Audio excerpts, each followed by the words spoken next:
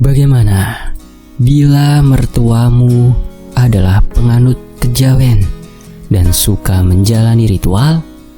Apa yang akan kamu lakukan bila para makhluk gaib mulai mengusik kehidupanmu? Cerita ini berlatar belakang kilas balik masa kini dan lampau. Kebudayaan Jawa yang kental mewarnai cerita bersambung horor yang mencekam ini. Bismillah, assalamualaikum, selamat datang kembali di Fakta Sejarah. Sebuah kisah dari Kak Evi Silma, Rahasia Mertua.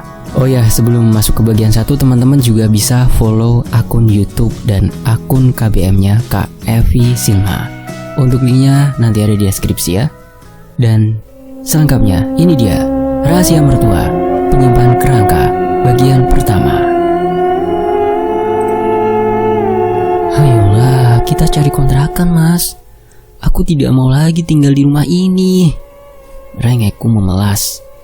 Suamiku hanya menunduk sambil meremas-remas jemariku. Sabar ya, Jeng. Aku harus mencari waktu untuk membujuk bapak dan ibu. Kamu kan ingat, sejak awal menikah, kita sudah setuju untuk tak pernah meninggalkan rumah ini. Aku menahan isakan. Air mataku menetes tanpa suara. Mas, setidaknya ungsikan aku lah tiap malam Jumat dan Selasa Wage. Tolonglah, Mas. Mas Baskoro mengelus pipiku.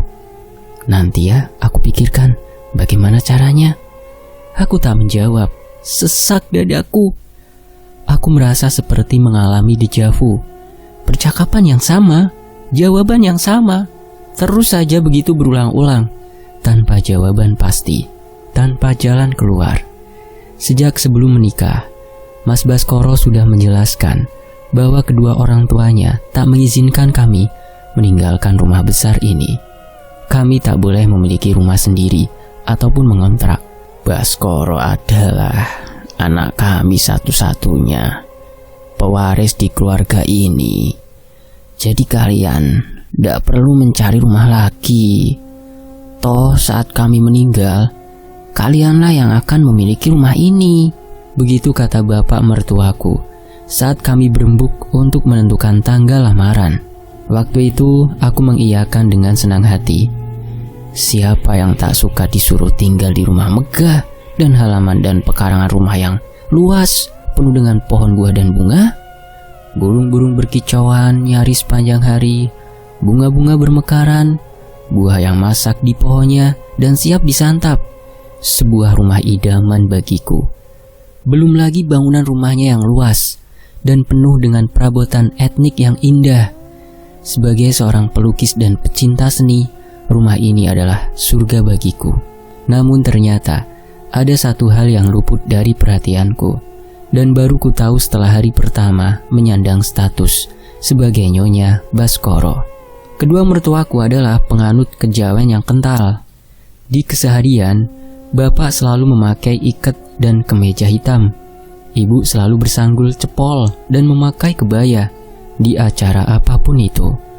Bahkan, meski kami pergi ke mall atau tempat modern lainnya, mereka masih saja memakai busana seperti itu. Aku tak mempermasalahkannya sama sekali.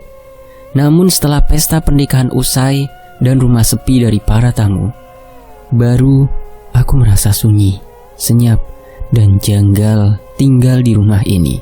Perasaan yang tak nyaman, seolah ada berpasang-pasang mata yang mengawasiku dari balik gebyok kayu jati, lemari bufet kuno, meja rias berukir, dan kaca-kaca cermin yang buram. Aku mengenyahkan perasaan takut dan bulu kuduk yang meremang setiap kali aku berada sendiri dalam sebuah ruang. Rumah yang besar ini membuatku sulit mencari di mana bapak dan ibu berada, sehingga aku selalu saja merasa sendirian saat Mas Baskoro pergi bekerja. Satu hal lagi, saat Kamis sore, kedua mertuaku tampak sibuk sekali.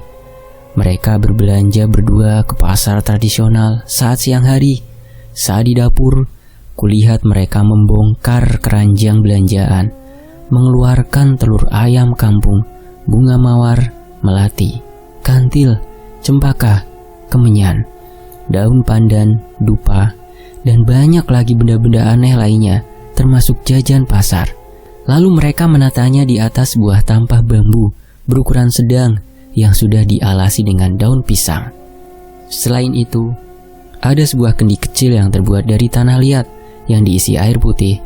Lalu ujung corong dan tutupnya dipasang tutup yang terbuat dari gulungan daun pisang. Lalu kendi itu dibungkus dengan selembar kain putih, kain kafan tepatnya. Mereka membawa semua benda itu ke sebuah kamar yang terletak di sebelah kamar mereka dan mengunci pintunya. Petang hari setelah maghrib, mereka berdua berpakaian rapi, lalu memasuki kamar itu. Tak berapa lama, wangi dupa berhembus, wangi menyengat dari dalam kamar. Terdengar gumaman mereka berdoa dalam bahasa Jawa yang tak kupahami. Aku bukan orang Jawa. Cukup lama mereka berdoa seperti itu, hingga tengah malam, saat ibu mulai menyanyikan tembang Jawa. Suaranya lirih memilukan, menggigitkan bulu roma. Lalu bapak pun mulai ikut menimpali nyanyian ibu. Terkadang mereka seperti berbicara dengan nada membujuk, kadang terdengar isakan tangis. Madya ratri kentar nyomangikis siro sanglir sinom, dan seterusnya. Mereka akan berada di dalam sana hingga adzan subuh berkumandang. Singkat cerita, masuk bulan keempat, aku tinggal di sini. Meski rasanya sudah tak kerasan lagi, namun aku tak punya alasan yang tepat untuk keluar dari rumah ini. Kedua mertuaku sangat baik padaku, teramat baik malah. Kadang cenderung seperti memanjakanku. Kami tidak menganggapmu sebagai menantu, melainkan sebagai anak perempuan kami. Itu ujar ibu mertuaku. Aku dan Mas Baskoro tak pernah mengeluarkan biaya apapun untuk makan dan lainnya. Ibu selalu berbelanja dan memasak untuk kami semua. Bapak menolak pemberian sebagian uang gaji Mas Baskoro. Sementara aku terlalu malu untuk menyodorkan penghasilanku yang tak seberapa. Toh mereka juga akan menolaknya. Aku sudah pernah mencoba. Demikian pula untuk membayar tagihan air atau listrik. Semua bapak yang bayar. Praktis, uang gaji Mas Baskoro sebagai seorang customer service di sebuah bank swasta, serta penghasilanku dari hasil penjualan lukisanku pun utuh. Hanya untuk membeli bensin dan jalan-jalan saja. Bahkan terkadang ibu memaksa memberiku uang dalam amplop. Belikan pakaian, perhiasan, atau apapun yang kamu suka. Bagi sebagian orang, hal itu adalah sesuatu yang menguntungkan. Namun tidak bagiku. Aku yang terbiasa mencari uang sendiri, merasa rikuh menerima pemberian dari orang lain. Meskipun itu adalah mertuaku sendiri.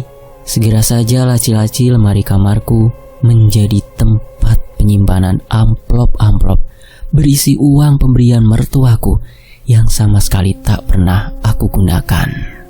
Besok aku akan menginap di rumah mama, bisikku saat Mas Baskoro memelukku dari belakang. Kami bersiap untuk tidur. Aku merasakan tubuhnya menegang dan nafasnya terhenti setelah mendengar ucapanku. Kenapa? Tanyanya heran. Aku mendengus kesal. Apakah suatu hal yang aneh bila sesekali aku menginap di rumah ibuku sendiri? Alih-alih menjawabnya seperti itu, suaraku malah seperti ratapan yang memelas. Besok kan Kamis, Mas. Malam Jumat. Aku takut. Suaraku tercekat di ujung kalimat. Mas Baskoro mencium rambutku. Aku menunggunya membantah atau mengiyakan. Namun ia hanya diam. Jenengan bisa nganter ndak, Mas? Dia menghela nafas. Aku memutar bola mata dalam kegelapan. Jam berapa? Pertanyaannya nyaris membuatku bersorak dan meloncat-loncat di atas tempat tidur. Terserah saja, asal sebelum maghrib. Baiklah, besok aku akan minta izin pulang lebih awal. Aku membalik tubuhku dan memegangi kedua sisi wajahnya. Memandangnya dalam keremangan cahaya lampu dari selasar samping rumah. Ia balik memandangku. Aku menciuminya bertubi-tubi. Sudah, ayo tidur, Jeng. Aku capek sekali. Jangan membangunkan ular yang udah ngantuk. Tangannya mempererat pelukan pada pinggangku. Aku tertawa lirih. Selamat tidur, Jeng. Aku menjawabnya dengan mesra. Bahagia sekali mendengarnya memanggilku dengan sebutan Di Ajeng. Rasanya mesra sekali. Lalu mataku pun mulai terpejam dengan senyuman lebar menghias wajahku. Aku bangun tidur. dan makan pagi dengan ceria. Tak kuhiraukan tatapan keiranan dari kedua mertuaku di seberang meja makan. Tak lama, Mas Baskoro pun berangkat kerja, sekalian mengantar bapak mengunjungi salah seorang temannya yang kebetulan satu arah dengan kantor Mas Baskoro. Aku membantu ibu membersihkan meja makan sambil menunggu Bu Darti datang. Dia adalah wanita parubaya yang datang setiap 2 hari sekali untuk mencuci, setrika, dan membersihkan rumah ini. Sedangkan untuk memasak selalu dilakukan oleh ibu. Cinta itu datang dari perut, Wu.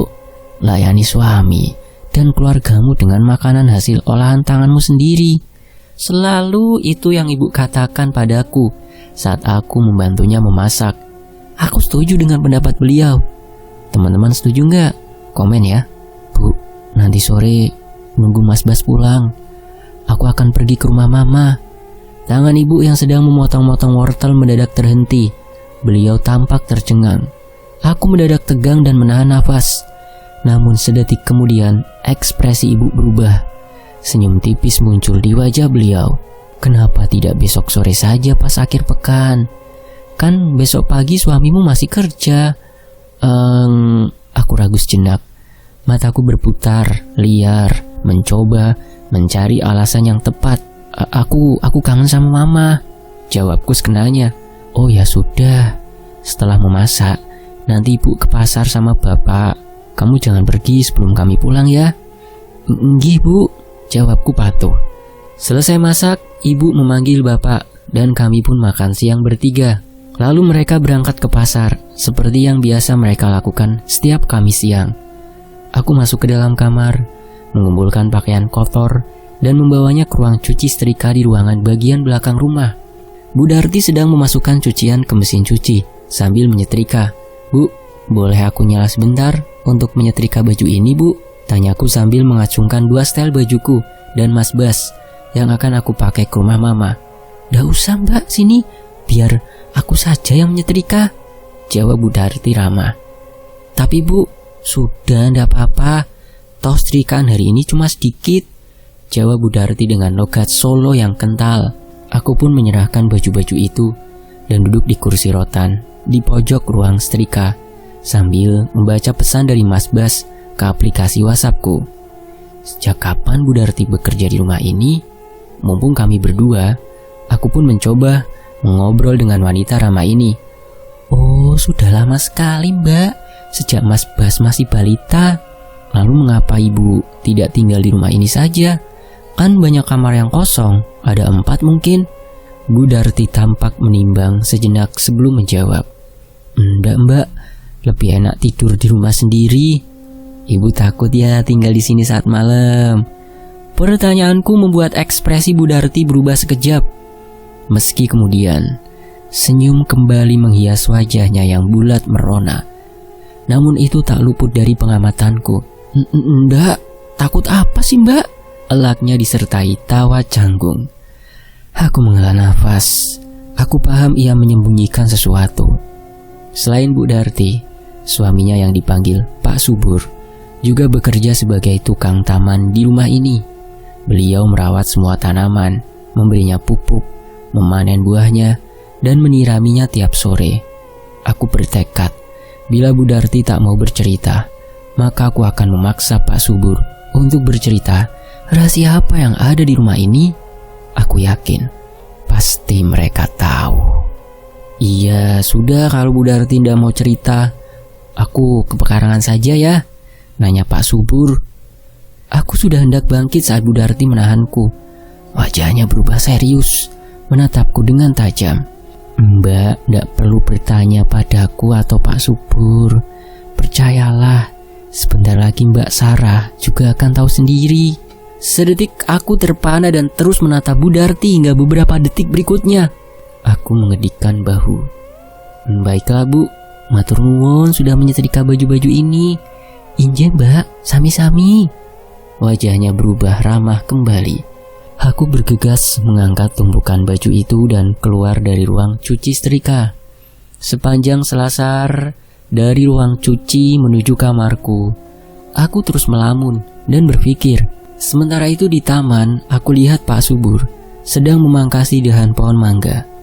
Aku tertarik untuk membelok ke sana dan menanyai lelaki parubaya itu. Namun setelah mempertimbangkan waktu yang tersisa, aku memutuskan untuk langsung mandi dan bersiap saja. Aku tak ingin Mas Bas menungguku terlalu lama. Dan tentu saja, karena aku sudah tak sabar ingin segera keluar dari rumah ini, aku menaruh tumpukan pakaian yang kubawa ke atas tempat tidurku, lalu kukunci kamar dan kucopoti pakaianku. Masih sekitar 2 jam lagi Mas Bas akan sampai di rumah. Jadi aku memutuskan untuk memakai masker wajah dan luluran dulu. Aku menyalakan keran dan mengisi bak mandi dengan air hangat. Sambil menunggu, aku pun mengoleskan masker madu asli ke wajahku, lalu mulai melulur lenganku dengan lulur hasil racikan ibu. Suasana begitu sunyi, hanya gemericik air keran yang terdengar. Rumah yang besar, pekarangan yang luas, dan letaknya yang jauh dari tetangga dan jalan raya membuatku tak mendengar suara bising apapun. Aku memejamkan mata, menikmati sedapnya aroma lulur dan lilin aromaterapi yang beraroma melati. Lalu aku pun menceburkan diri pada bathtub dan berendam. Setelah merasa puas, kukosongkan bathtub dan mulai menyalakan keran atas untuk membilas tubuhku. Entah mengapa, meskipun mataku terpejam, aku bisa merasakan kehadiran seseorang di dekatku. Aku membuka mata dengan cepat di sela guyuran air. Di hadapanku, sama-sama berdiri di dalam bathtub, Mas Bas menatapku tajam. Jarak kami hanya sepanjang lengan. Spontan, senyum lebar merekah di bibirku. Lenganku yang basah segera terulur untuk memeluknya. Namun seketika aku tersadar, pintu kamar kukunci dengan slot dari dalam. Bagaimana mungkin Mas Bas bisa masuk? Mas? Tanyaku ragu-ragu. Tiba-tiba saja ia mendorongku. Aku terpegi keras saat terlontar keluar dari bathtub.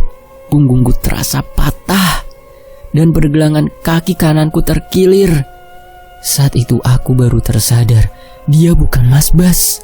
Suamiku tak mungkin berubah menjadi samar dan menghilang dalam sekejap mata, dan tak mungkin melukaiku. Dalam ketakutanku, aku mencoba merangkak untuk meraih handukku. Baru saja hendak membalutkan handuk itu ke sekeliling tubuh, aku merasa pergelangan kaki kananku yang terkilir ditarik keras. Kembali ke kamar mandi, aku menjerit keras. Sakitnya luar biasa. Aku mencoba memberontak dengan menendangkan kakiku. Berhasil. Dengan terengah-engah, aku menyeret tubuhku ke arah pintu. Jemariku gemetar saat membuka slot pintu kamar. Akhirnya, aku pun bisa keluar dari kamar. Masih gemetar, aku duduk di salah satu kursi jati panjang di ruang tengah. Ingin rasanya aku berteriak memanggil Bu Darti atau Pak Subur. Namun aku malu dengan tubuhku yang hanya berbalut sehelai handuk pendek.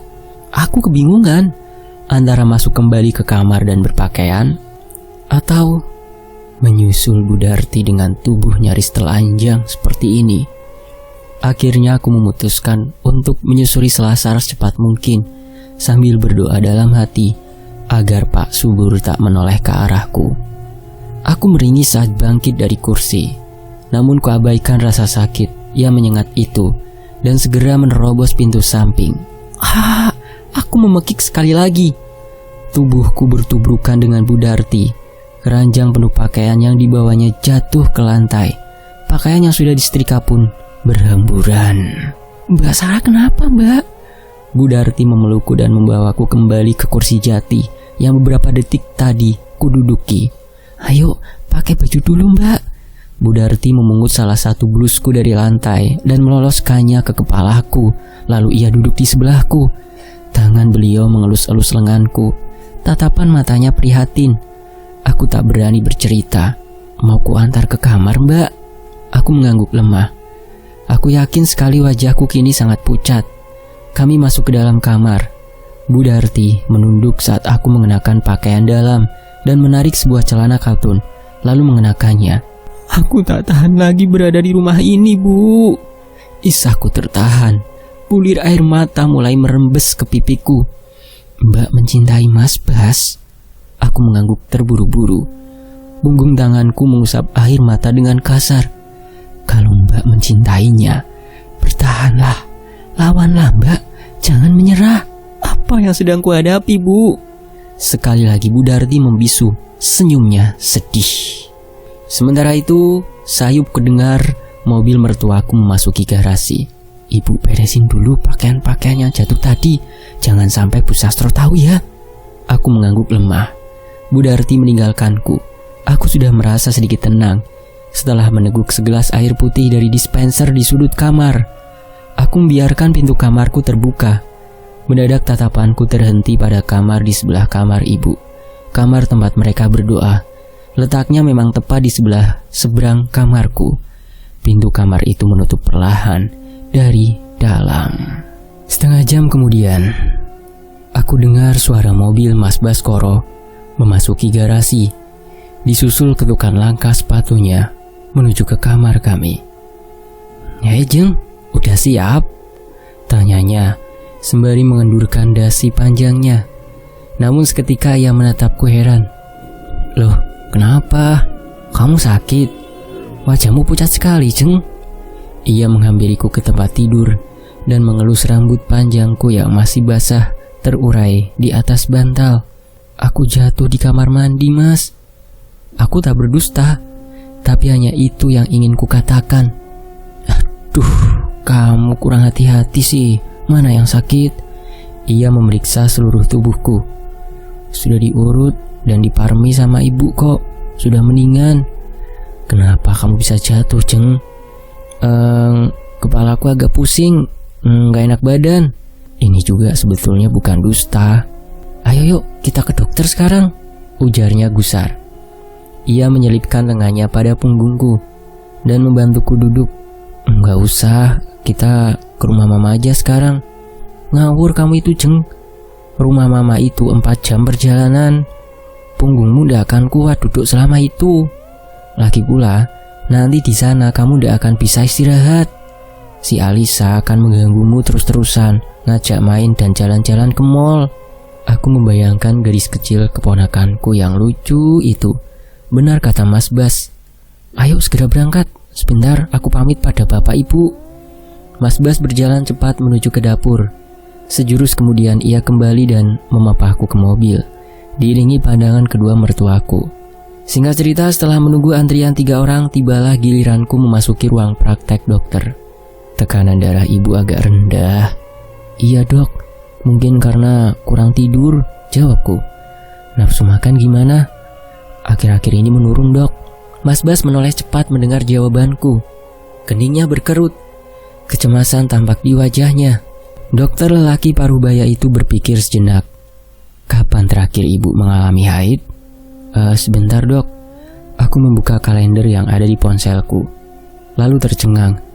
Sudah seminggu lebih aku terlambat haid. Aku menyebutkan tanggal haid terakhirku. Ini saya tuliskan resep obat dan vitamin. Ibu bisa tebus di apotek depan. Sekalian beri tes pack ya. Siapa tahu ibu sedang hamil.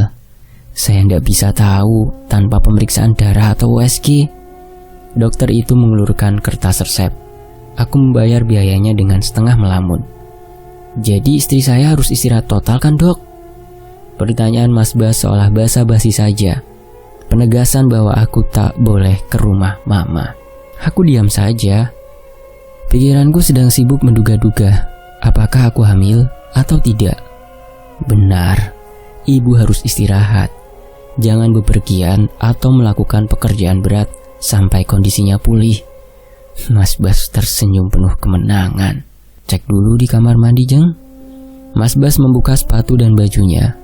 Aku menuju kamar mandi dengan membawa 3 bungkus tes pack. Di dalam kamar mandi, aku duduk di atas kloset, menunggu hasilnya dan betul saja.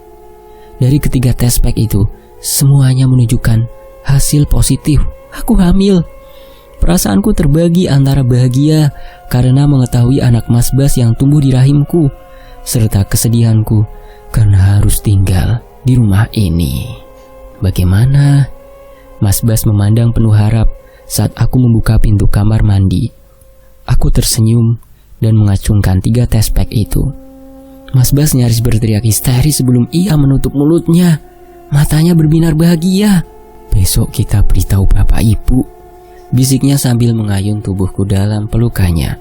Ayo kita makan dulu mas, ajakku. Ia sudah terlambat makan, karena tadi harus mengantarku ke dokter. Kami makan berdua, meski aku sama sekali tak berselera dengan masakanku sendiri.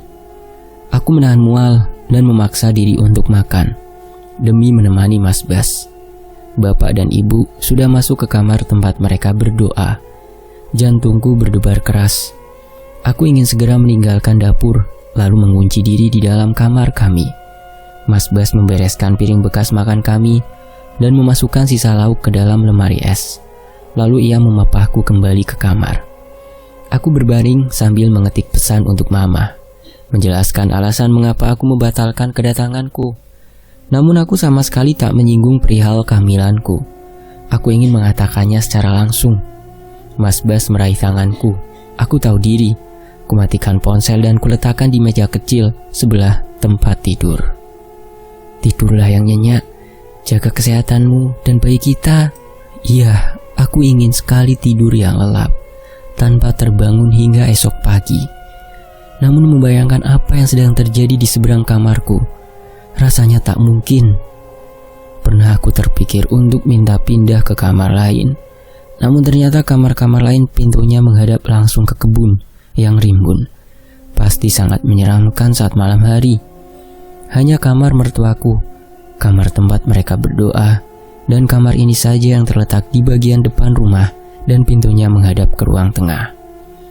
Rumah besar ini sama sekali tak memasang pendingin ruangan. Selain karena ukuran tiap ruangannya sangat luas, langit-langitnya juga tinggi. Angin bisa berhembus dengan leluasa dari ventilasi di atas jendela-jendela kaca yang berupa kayu jati berlubang ukiran khas Jepara yang indah. Banyaknya pepohonan besar di sekeliling rumah, terutama pohon beringin besar di halaman, membuat hawa selalu sejuk. Tapi malam ini bukan hanya kesejukan yang kurasakan, namun dingin luar biasa.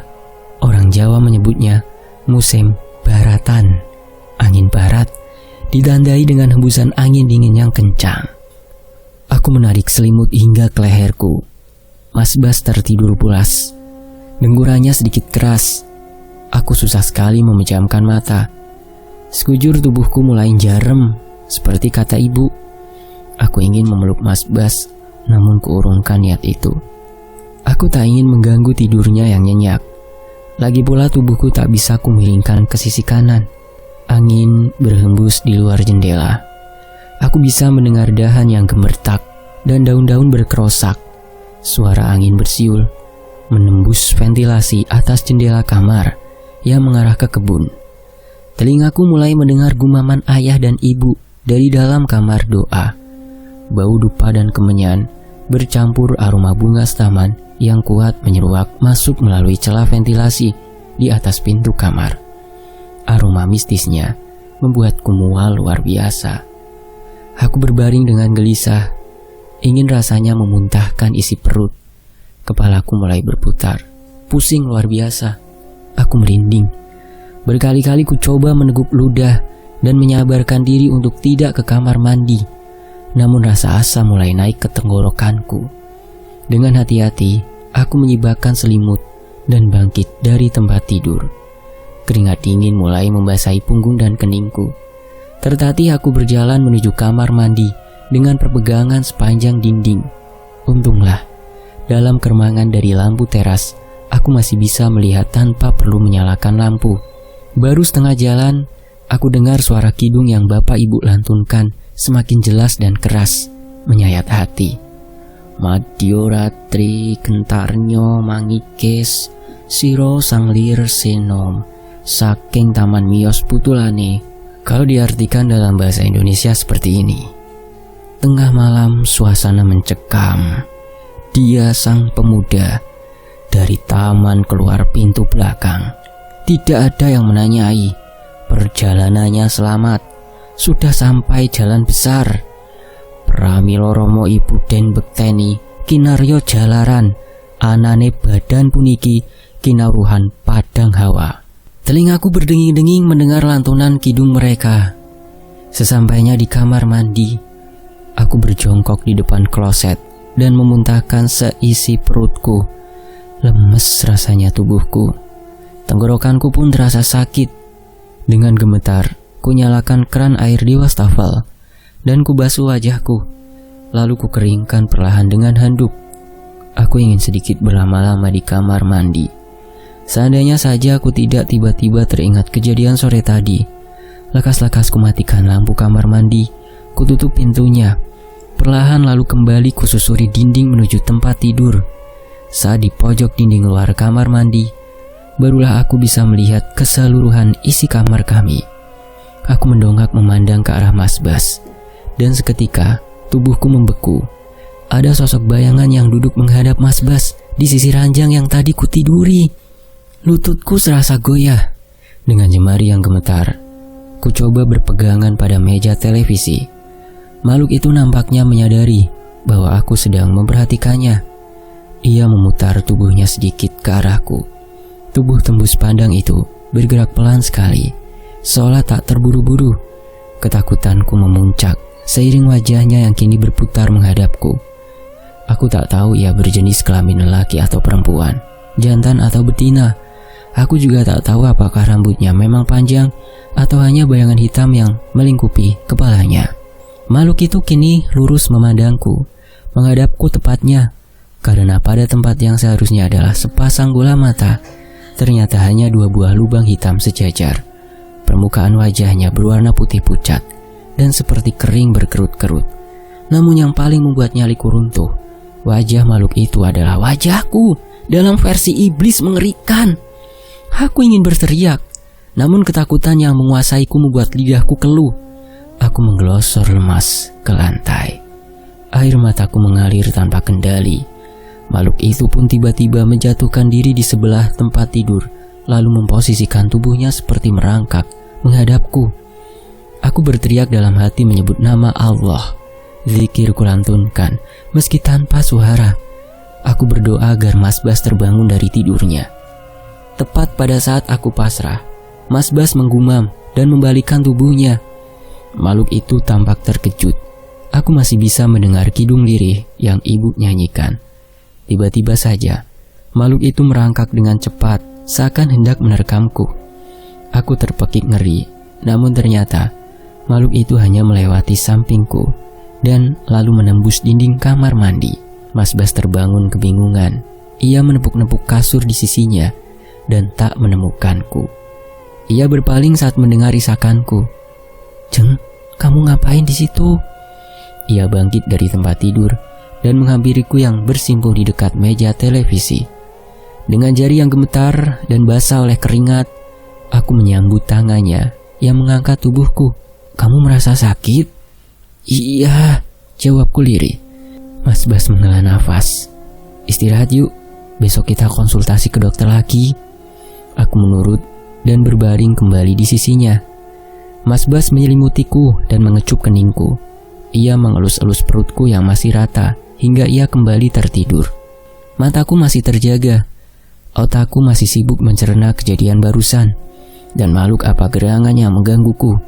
Namun aku bertekad untuk menyelidikinya sendiri. Mas Bas tak perlu tahu dulu untuk sementara ini. Di kamar doa, suara kidung ibu sudah berhenti. Kini hanya terdengar gumaman rendah. Aku merasa yakin tanpa melihat jam. Sebentar lagi pasti waktunya azan subuh berkumandang. Sore hari sepulang kerja, Mas Bas mengantarku ke klinik kandungan. Berdasarkan cek USG dan perhitungan kalender, usia kehamilanku sudah menginjak 10 minggu. Kabar kehamilanku disambut gembira oleh ibu dan bapak saat kami makan malam bersama.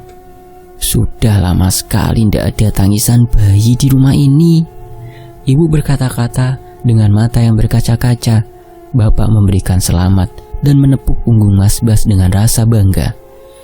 "Akhirnya kita akan mempunyai penerus keluarga sastro." Tawa bahagia beliau menggelegar. Keesokan paginya, ibu membuatkanku selamatan nasi kuning beserta lauk pauknya sebagai rasa syukur atas kehamilan ini. "Makanmu harus dijaga supaya teratur dan bergizi, Wo. Istirahat juga harus cukup. Jangan banyak pikiran. Kalau ada apa-apa jangan dipendem. Bilang ke ibu. Beliau berkata sambil menyendokkan nasi kuning yang masih hangat ke dalam daun pisang yang dibentuk kerucut. Lalu dibalikannya di atas tampah. Gunungan nasi kuning yang cantik dan berbau sedap menjelma di atas tampah bambu beralas daun pisang.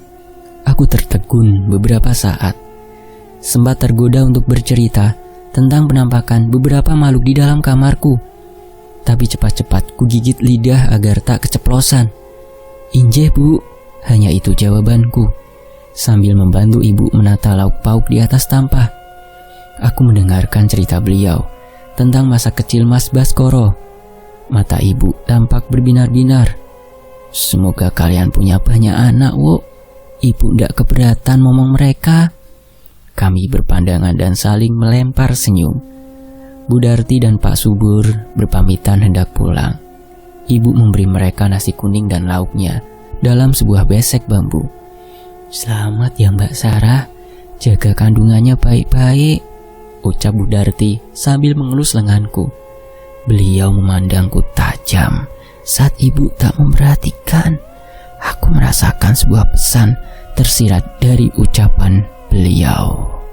Sepeninggal mereka, ibu membawa tumpeng nasi kuning di atas tampah ke ruang tengah.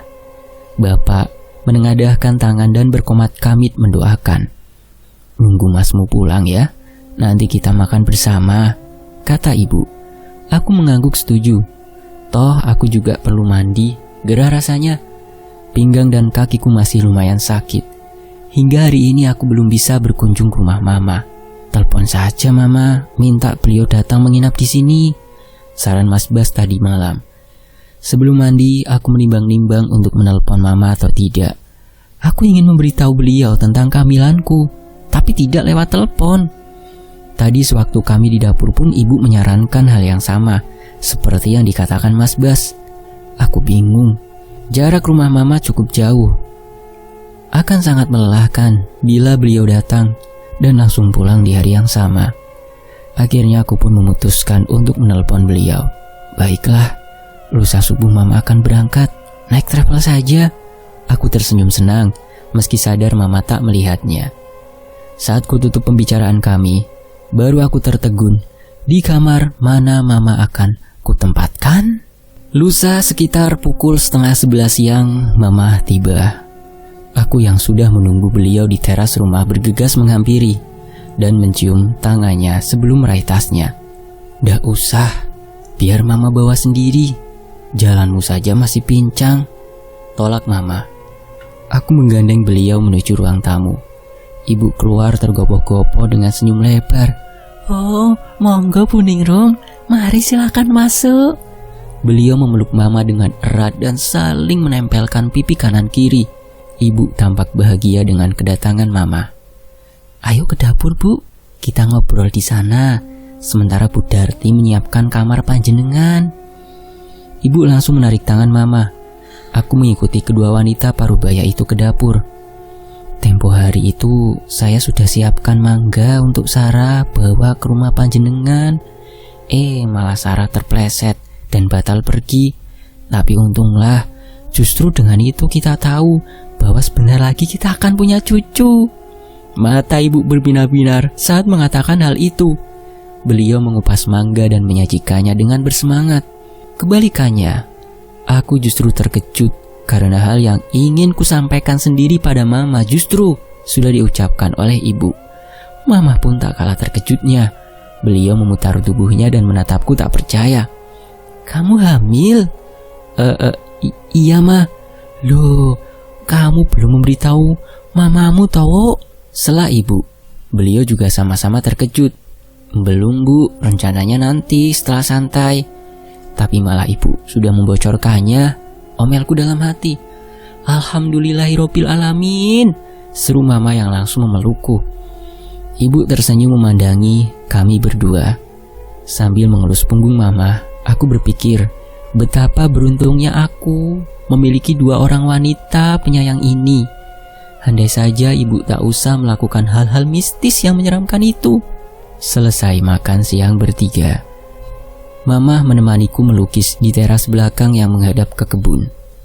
Enak ya rumahnya, luas dan tenang. Anginnya sepoi-sepoi di sini, kata Mama. Teras belakang berupa ruangan terbuka dengan sebuah kursi panjang dan 3 kursi lainnya yang mengelilingi sebuah meja yang berupa belahan kayu jati berukuran besar yang tetap mempertahankan bentuk aslinya. Guratan-guratan usia kayunya membentuk motif kurva yang unik yang dipelitur bening.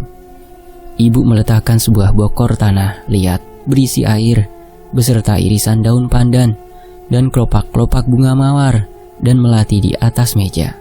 Di sudut depan digantung 2 buah sangkar burung perkutut peliharaan bapak yang bersuara sepanjang hari. Di dekat pintu diletakkan guci yang diisi rangkaian bunga sedap malam yang harum semerbak. Sebuah lampu gantung kuno berayun-ayun di tengah atap kayu yang dihiasi ukiran bertingkat. Sebuah ruangan yang menjawani membuatku betah berlama-lama di sini untuk melukis. Disinilah ruang favoritku di rumah ini, selain kamarku tentunya. Mama berselonjor di kursi panjang sambil membolak-balik sebuah majalah di pangkuannya. Sesekali saja kami mengobrol. Beliau tahu aku lebih suka berkonsentrasi dan diam saat melukis. Ini pertama kalinya Mama akan menginap di sini. Sewaktu kami menikah, Mama dan keluargaku hanya singgah sejenak di rumah ini karena resepsi pernikahan kami diadakan di hotel. Bu Darti menyiapkan kamar dekat dapur untuk Mama. Alasannya supaya lebih dekat mengambil makanan atau minuman. Sayang sekali ya, rumah sebesar ini hanya diisi oleh 6 orang. Gumam Mama. 4 orang malah mah. Bu Darti dan Pak Subur selalu pulang saat sore hari. Oh iya, kenapa mertuamu enggak menawarkan mereka untuk tinggal di salah satu kamar di rumah ini? Aku tersenyum mendengar pertanyaan yang sama yang pernah kuajukan pada Bu Darti. Mereka lebih nyaman tinggal di rumah sendiri mah, katanya. Mama mengangguk-anggukkan kepala. Iya sih, bagaimanapun juga lebih nyaman tinggal di rumah sendiri. Apalagi rumah ini rasanya gimana gitu. Mama bergidik dan mengusap tengkuknya saat berkata, membuatku tersenyum simpul. Gimana yang gimana maksud Mama? Tanyaku pura-pura tak mengerti. Mama menutup majalahnya dan memutar tubuhnya menghadapku yang masih asyik dengan kuas kanvasku. Di depan kamar kamu, di ruang tengah, bau wanginya menyengat. Apa ya? Mama berpikir sejenak, keningnya berkerut. Itu bau kemenyan dan dupa bukan? Iya mah. Nah itu maksudku. Buat apa coba kemenyan dan dupa di dalam rumah? Ya mungkin sebagai pengharum ruangan aja mah, ujarku sekenanya. Masa sih? Mama tak percaya. Tapi beliau segera menutup mulut saat aku melintangkan jari telunjuk di depan bibir sambil menyengir lebar. Aku tak mau ibu mendengar obrolan kami tentang rumah beliau. Mama bangkit dan berjalan-jalan di taman sambil sesekali menciumi bunga-bunga yang mekar. Aku pun bergegas menyusul beliau. Tak lama Mas Bas pun bergabung dengan kami, disusul dengan bapak dan ibu. Kami minum teh dan makan pisang goreng buatan ibu dan Bu Darti. Selepas makan malam, kami masih berbincang sebentar di ruang makan. Lalu bapak dan ibu berpamitan untuk istirahat. Akhirnya kami semua kembali ke kamar masing-masing. Bersambung. Rahasia apa yang disembunyikan oleh mertuanya Sarah? Nantikan kelanjutannya hanya di Fakta Sejarah. Makasih banget untuk Kak Evi Silma yang udah mengizinkan kisahnya untuk dibacakan di sini di Fakta Sejarah. Teman-teman bisa mampir ke akun channel YouTube beliau ya. Untuk linknya ada di deskripsi. Dan tentunya untuk akun KBM nanti ada di deskripsi juga. Nantikan kelanjutannya hanya di Fakta Sejarah. Saya pamit, wassalamualaikum warahmatullahi wabarakatuh. Alhamdulillah, terima kasih.